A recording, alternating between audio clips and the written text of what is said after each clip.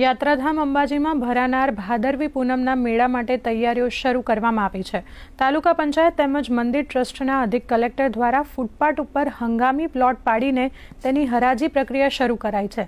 અંબાજી વિસ્તારના 256 જેટલા વિવિધ માર્ગો ઉપર પ્લોટિંગ કરવામાં આવ્યું છે। આ જાહેર હરાજી થકી વહીવટી તંત્રને 85 લાખ રૂપિયા ઉપરાંતની આવક થશે, પરંતુ આ વર્ષે આવક જિલ્લા વહીવટી તંત્ર નહીં પરંતુ અંબાજી મંદિર દેવસ્થાન ટ્રસ્ટ લેશે અને અંબાજીના આવતા યાત્રિકોની સુખ સુવિધા માટે ખર્ચ કરવામાં આવશે। જો કે આ હંગામી પ્લોટ ધારકોએ મેળો પૂર્ણ થતાં જ જગ્યા ખાલી કરવાની રહેશે।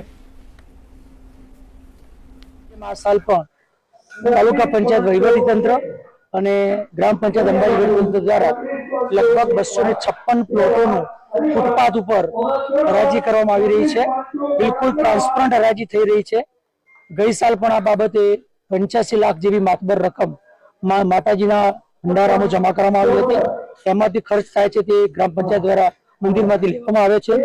આ સાલ પણ વધુમાં વધુ લોકો લાભ લઈ શકે, ભાગ લઈ શકે અને બિલકુલ ટ્રાન્સપરન્ટ હરાજી થાય એવા પ્રયત્નો કરી અને હરાજી કરવામાં આવશે અને 256 જેટલા પ્લોટની હરાજી થશે અને 3 દિવસ સુધી હરાજીની પ્રક્રિયા ચાલશે।